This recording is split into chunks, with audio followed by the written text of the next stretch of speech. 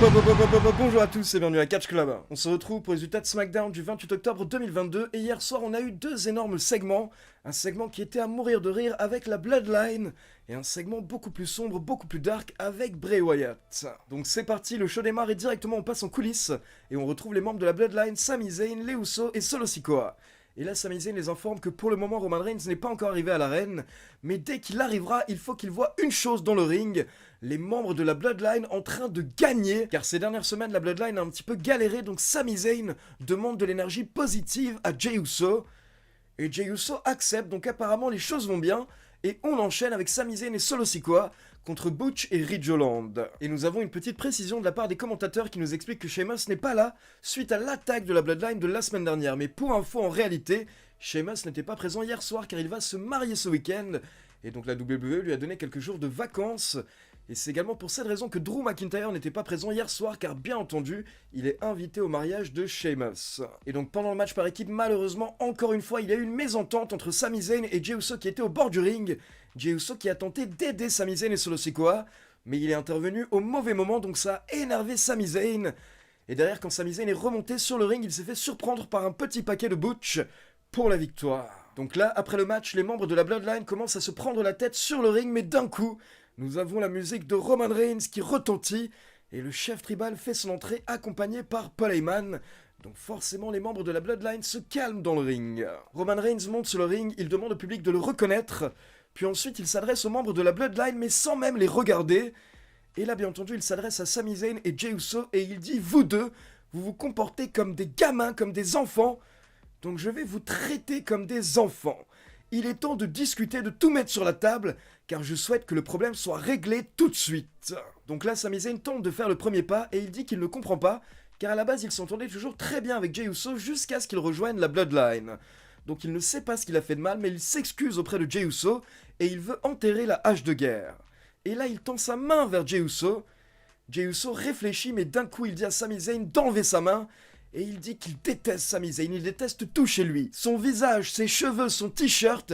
Et il demande à Sami Zayn comment est-ce qu'il peut être dans la Bloodline alors qu'il n'a même pas le même sang que les Usos, Roman Reigns et Solo Sikoa. Jey Uso dit à Sami Zayn qu'il n'appartient pas à la Bloodline et personne ne l'aime au sein du clan, mais personne n'ose lui dire. Donc là, Sami Zayn tente à nouveau de calmer Jey Uso en disant « Écoute, moi je veux simplement faire la paix, je veux faire ce que Roman Reigns nous a dit de faire. » Et là, Jey Uso s'énerve et il dit « J'en ai rien à faire de ce qu'a dit le chef tribal. » Et là, directement, vous avez Roman Reigns qui lève la tête et on voit qu'il n'a pas du tout apprécié ce que Jey Uso vient de dire. Et donc là, le segment était déjà pas mal, mais il est passé à un autre niveau, parce qu'on a Roman Reigns qui se retourne enfin, il regarde Jey Uso, il est très énervé, mais Sami Zayn intervient encore une fois pour dire « Écoute, c'est pas ce que Jey Uso voulait dire, mais le problème c'est qu'en fait, ces dernières semaines, Jey Uso ne va pas très bien, car en fait, il n'est pas vraiment Usi. » Et donc je rappelle que Us pour les Samoans, ça veut dire frère, ça veut dire bro.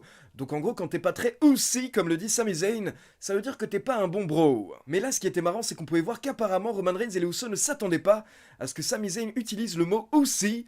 Et donc d'un coup, on a eu un fou rire général dans le ring, car on avait Roman Reigns qui était mort de rire, et Jey Uso également qui tentait de se cacher, parce qu'on était sur un segment sérieux, mais en même temps, on avait la Bloodline qui ne pouvait pas s'empêcher de rire à cause de Sami Zayn, c'était vraiment énorme à voir. Et donc là, toujours avec le sourire, Roman Reigns redevient sérieux, il prend Jey Uso, et il lui dit « Ah bon, t'es pas très Usi, alors écoute, si t'arrives pas à être un petit peu plus Usi, à ce moment-là, je vais faire quelque chose que tu ne vas pas aimer, car je vais enlever le mot honorary de Sami Zayn, et je vais en faire un vrai Us. Et tu sais quoi? Il va même changer de nom, et il va devenir Sami Uso. » Donc là, vous avez Jey Uso qui n'est pas content, et vous avez Sami Zayn qui était heureux comme un enfant. C'était génialissime. Et là, Paul Heyman prend le micro pour mettre fin au segment, et nous rappeler bien entendu qu'on aura Roman Reigns contre Logan Paul à Crown Jewel. Donc vraiment très très gros segment de la Bloodline pour lancer le show. Ensuite, on va avancer assez rapidement sur le milieu du show. Donc d'abord, on a une nouvelle vignette des Viking Raiders, qui je le rappelle doivent bientôt effectuer leur retour, et apparemment avec Sarah Logan.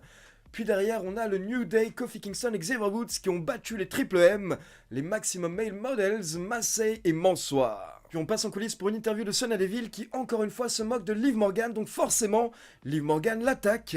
Et donc les commentateurs nous confirment que la semaine prochaine, on aura un match sans disqualification entre Liv Morgan et Sonya Deville à SmackDown. Ensuite, on enchaîne avec une petite promo de Braun Strowman qui nous hype son match face à Omos, qui aura lieu, je le rappelle, à Crown Jewel. Puis derrière, on a l'entrée de la championne de SmackDown, Ronda Rousey, pour un Open Challenge. Et là, surprise, car nous avons le retour de l'ancienne catcheuse de la WWE, Emma, également connue sous le nom de Tenille Dashwood, que vous avez pu voir du côté de Impact Wrestling par exemple ces derniers mois. Emma est de retour à la WWE et elle accepte l'Open Challenge de Ronda Rousey. Donc c'est super cool pour Emma, mais par contre faut avouer qu'elle n'a pas eu une très grosse réaction de la part du public. Et derrière, Emma nous a sorti un match correct, ça n'a pas été un squash match, elle a eu quelques phases offensives, mais au final, Ronda Rousey a remporté le match au bout d'environ 7 minutes avec un armbar. Et quelques instants plus tard, on retrouve Ronda Rousey en coulisses qui se fait féliciter par sa meilleure amie Shayna Baszler, mais là Natalya intervient et elle commence à critiquer Ronda Rousey en disant que si elle avait accepté l'Open Challenge, Ronda Rousey aurait perdu son titre. Mais Shayna Baszler n'apprécie pas qu'on s'en prenne à sa meilleure amie, donc d'un coup, Shayna Baszler porte son finisher, le Kirifuda Clutch, à Natalya, elle la choke, et donc Natalya perd connaissance, elle se retrouve par terre, et là on a Ronda Rousey qui apprécie, elle remercie Shayna Baszler, et elles repartent ensemble. Donc apparemment, le duo Ronda Rousey-Shayna Baszler est enfin lancé. Puis derrière, on doit enchaîner avec Legado del Fantasma contre Hydro, donc un 3 contre 3 masculin. Le problème, c'est que Hydro n'a pas de troisième membre masculin, donc hier soir, ils ont recruté Shinsuke Nakamura. Et donc au final, Nakamura et Hydro ont remporté le match, mais je rappelle que pour le moment, Hydro, ça ne fonctionne pas, ça ne prend pas. Puis on retourne en coulisses et on se retrouve devant la porte du chef tribal Roman Reigns, et là on a Jey Uso qui veut entrer, mais Paul Heyman l'arrête, il lui demande ce qu'il veut, et Jey Uso explique qu'il veut parler avec son cousin et lui expliquer ce qui s'est passé la semaine dernière avec Logan Paul, quand Logan Paul l'a mis KO. Mais là, Paul Heyman intervient en disant que, comme Jey Uso le sait, parfois c'est mieux que Paul Heyman parle directement avec Roman Reigns, car Roman Reigns préfère écouter son grand sage. Et donc Jey Uso demande à Paul Heyman s'il va le soutenir, et Paul Heyman dit oui, bien entendu, ne t'inquiète pas. Donc Jey Uso est rassuré, il fait un câlin à Paul Heyman et il s'en va. Mais là, on peut voir que Paul Heyman n'est pas totalement rassuré à l'idée de devoir parler avec Roman Reigns. Donc Paul Heyman entre dans le vestiaire du chef tribal, il demande s'il peut lui parler et lui montrer une vidéo. Et là, il montre une vidéo des entraînements de Logan Paul. Et Paul Heyman dit à Roman Reigns qu'il suffit d'un coup, un coup de poing, et qui sait, peut-être que Logan Paul pourrait le battre. Mais ce n'est pas tout, car Paul Heyman précise que son médecin connaît un autre médecin qui connaît le médecin de Logan Paul. Et donc le médecin de Logan Paul a dit au médecin qui a dit au médecin de Paul Heyman qu'apparemment Logan Paul s'est cassé la main un jour, et du coup on a dû lui placer des bouts de métal dans la main pour réparer la blessure. Donc Paul Heyman qui essaie de nous faire croire que la main droite de Logan Paul est invincible, indestructible. Mais Roman Reigns n'en a rien à faire, il répète que ce n'est que Logan Paul, qu'il n'a eu que 2 matchs pour le moment, il ne lui fait pas peur. Mais là Paul Heyman justement précise qu'à l'UFC, Brock Lesnar a remporté le titre de champion du monde poids lourd lors de son 3e match.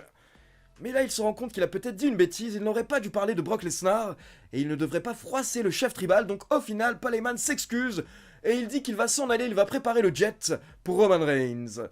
Donc là, c'est intéressant parce qu'on peut voir que Paul Heyman a peur de Logan Paul, mais par contre, Roman Reigns, lui, n'a pas peur du tout, il sous-estime même un petit peu Logan Paul.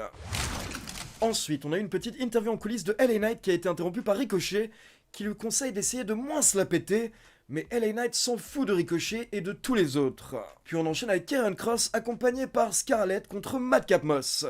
Et là, hier soir, Madcap Moss s'est plutôt bien défendu, ce qui fait qu'à la fin, Scarlett a été obligée d'intervenir pour le distraire, et donc ça a permis à Karrion Kross de reprendre l'avantage, et il a remporté le match en environ 10 minutes. Mais attention, ce n'est pas terminé, car après le match, Karrion Kross va chercher un micro, et là, il porte sa prise de soumission à Madcap Moss, et en même temps, il envoie un message à Drew McIntyre.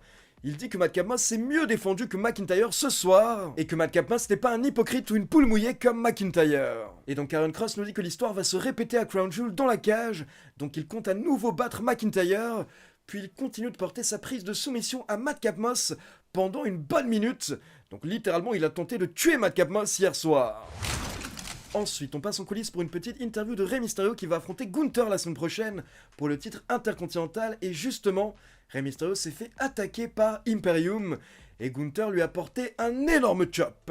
Puis on enchaîne avec le main event et nous avons la magnifique entrée de Bray Wyatt qui monte sur le ring, et directement il s'adresse à la foule et il nous rappelle que là on est en train de voir une autre version de lui-même. On est en train de voir le vrai homme, le vrai Bray Wyatt. Bray Wyatt nous dit qu'il est heureux et fier d'être de retour, et il compte faire des choses spectaculaires. Puis Bray Wyatt nous dit que la vérité c'est que pendant une majorité de sa vie, Il a été hors de contrôle et il ne peut rien y faire. Ses émotions ne fonctionnent pas comme celles des autres et parfois, elles l'envoient dans un endroit très sombre, très dark. Et d'autres fois, peu importe à quel point il essaye, il ne ressent rien du tout. Mais au fond, il pense que ça fait partie de lui, c'est ce qui fait qu'il est Bray Wyatt.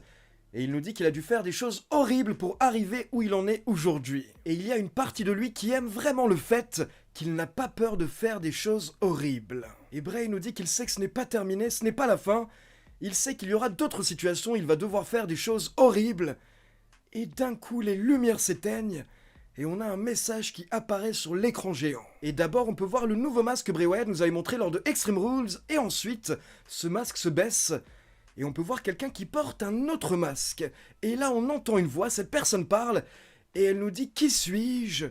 Je suis tout simplement l'homme qui a vendu le monde. Et toi, tu es celui qui a tué le monde, tu es celui qui l'a renvoyé, qui l'a laissé partir. » Et quand cette voix dit ça, on peut voir le visage du Fiend à l'écran. Ce nouveau personnage continue en disant que eux, ils sont la raison pour laquelle tu n'es plus que l'ombre de toi-même. Je t'avais dit de te réjouir de ce que tu es, mais au final, tu es un menteur.